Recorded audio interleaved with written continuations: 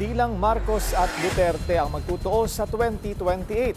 Ayon sa isang world-renowned political strategist, ang patuloy na bangayan ng dalawang higanteng dinastiya posibleng maging daan para sa pagsibol ng third force. Yan ang exclusive agenda report ni Atty. Karen Jimeno.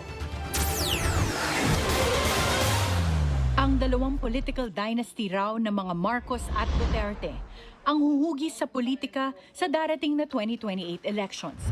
Ayon yan sa kilalang international political strategist na si Aaron Shaviv. Pero sa At the Forefront ng Billionaire News Channel, hindi niya isinantabi ang posibilidad na magkaroon ng third force, lalo na kung nakatutok lang sa bangayan ang dalawang kampo. Marcos and Duterte, I think these are today the defining dynasties.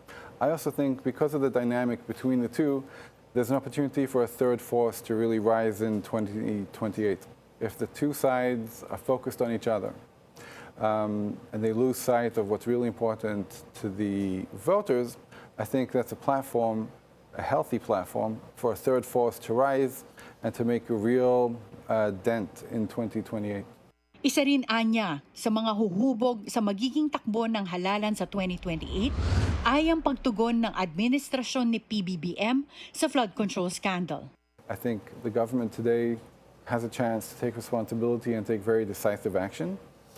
If it does, it maybe be able to put this issue to the side before 2028. But if it hesitates, and if it doesn't take care of the situation and doesn't remedy it, they may very well find this as a defining issue of 2028.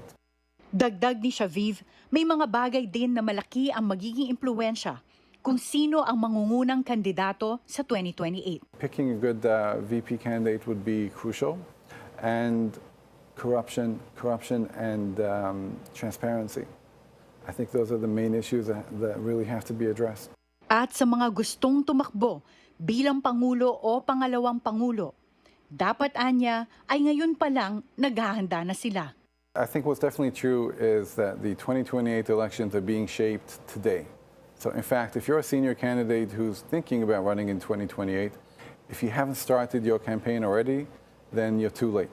Kilala si Shaviv bilang tagapagpayo sa mga presidente at prime ministers at bahagi ng pagpanalo ng mahigit 20 heads of state sa iba't ibang panig ng mundo. Kasama na rito si Israeli Prime Minister Benjamin Netanyahu. Para sa agenda, Atty. Karen Jimeno, Billionaire News Channel.